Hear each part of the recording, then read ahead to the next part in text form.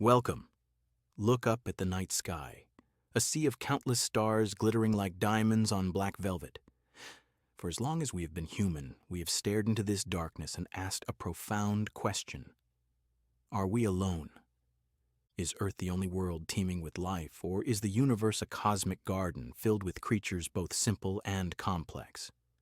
This is not just a question for philosophers or science fiction writers. It is one of the most important and active areas of modern science. Over the next 50 minutes, we will embark on a journey to answer this question. We will explore the scientific framework used to estimate the odds of finding alien civilizations, dive into the latest discoveries from powerful telescopes like the James Webb Space Telescope, and examine the ongoing search for any sign of life, from the smallest microbe in our own solar system to intelligent signals from distant stars. This is the story of astrobiology, the search for life in the universe. It's a detective story on a cosmic scale, where the clues are faint, the distances are vast, and the stakes are nothing less than our place in the cosmos. To begin our investigation, we need a tool, a way to organize our thinking and break down this enormous question into smaller, manageable pieces. In 1961, a young astronomer named Frank Drake provided just that. He formulated an equation, not to get a definitive answer, but to create a roadmap for the search. It's known as the Drake equation, and it has guided our quest ever since. The Drake equation looks complex, but it's a simple multiplication problem at its core. It estimates n, the number of intelligent communicating civilizations in our Milky Way galaxy, by multiplying 7 variables together. Let's break it down factor by factor and see what modern science tells us about each one. The first variable is R star, the average rate of star formation in our galaxy. How many new stars are born each year? This is one of the few factors we have a good handle on. By observing our galaxy, astronomers estimate that the Milky Way forms about 1 to 3 new stars per year. A seemingly small number, but over billions of years, it has produced the hundreds of billions of stars we see today. So, the raw material for potential solar systems is plentiful. Next is FP, the fraction of those stars that have planets. When the Drake equation was first written, we didn't know if planets were common or incredibly rare. Now, thanks to missions like NASA's Kepler Space Telescope and the TESS satellite, we know the answer. Planets are everywhere. It turns out that most stars have planets. In fact, there are likely more planets than stars in our galaxy. As of late 2025, we have confirmed the existence of over 6,000 exoplanets, planets orbiting other stars, and this number grows every week. This discovery transformed the search for life. Our galaxy is a galaxy of worlds. The third factor is NE, the average number of planets that can potentially support life, per star that has planets. This is where it gets more complex. We're talking about the Goldilocks zone, or the habitable zone. This is the orbital region around a star where the temperature is just right, not too hot, not too cold, for liquid water to exist on a planet's surface. Liquid water is believed to be essential for life as we know it. Initially, we focused on sun-like stars. But most stars in our galaxy are smaller, cooler, red dwarfs. These stars have very close inhabitable zones. The TRAPPIST-1 system, for example, is a famous red dwarf with 7 rocky, Earth-sized planets. Several of them are in the habitable zone. The James Webb Space Telescope is now studying the atmospheres of these planets to see if they are truly habitable. Early results suggest some may not have atmospheres at all, but the search is just beginning. The discovery of thousands of exoplanets has shown that rocky worlds in habitable zones are common. The number for NE seems to be encouragingly high. Now we move into more uncertain territory. The fourth factor is FL, the fraction of habitable planets that actually develop life. This is a huge unknown. We have only one example. Earth. Life arose here relatively quickly after the planet cooled, suggesting it might not be a difficult step. Scientists are searching for biosignatures, chemical clues in a planet's atmosphere that could indicate life. In 2025, a debate continues around the exoplanet K2-18b. The James Webb Space Telescope detected gases, including dimethyl sulfide, in its atmosphere. On Earth, This gas is only produced by life, primarily marine phytoplankton. While this is not definitive proof and is still being heavily debated by scientists, it represents a thrilling new phase in astrobiology. Our technology is now capable of detecting potential signs of life on worlds light years away.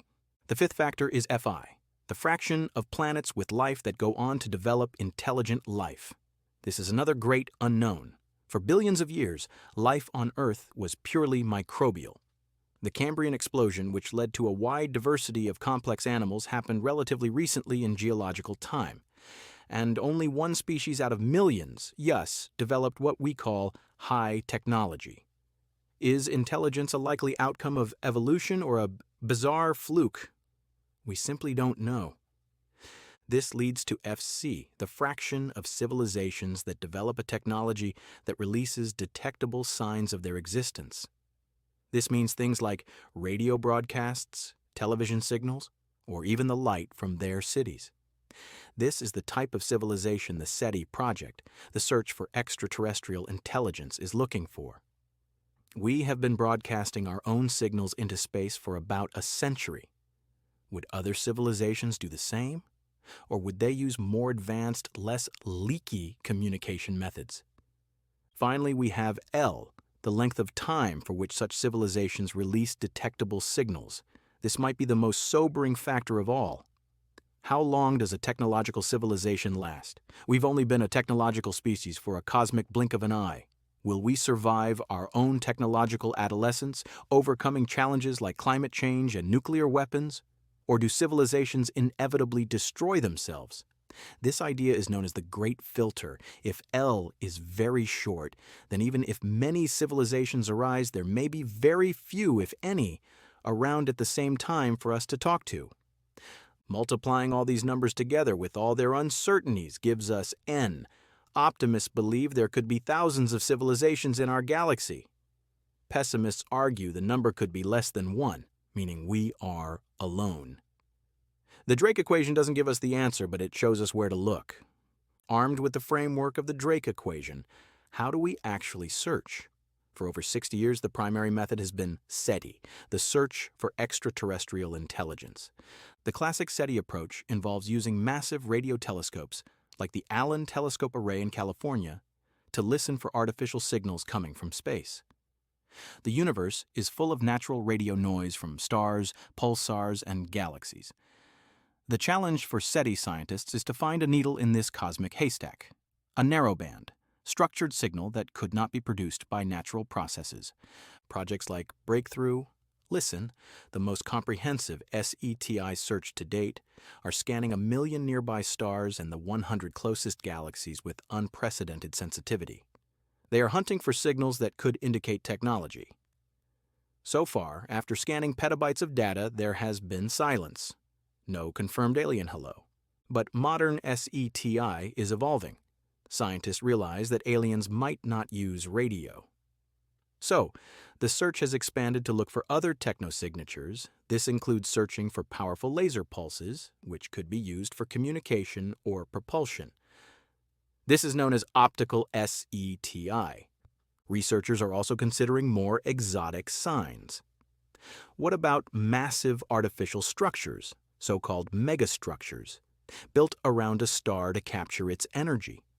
Or the chemical signature of industrial pollution in a planet's atmosphere?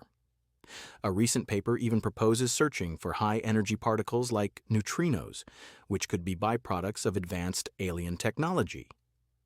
The search is becoming more creative, moving beyond just listening and into a broader search for any anomaly that could point to intelligence.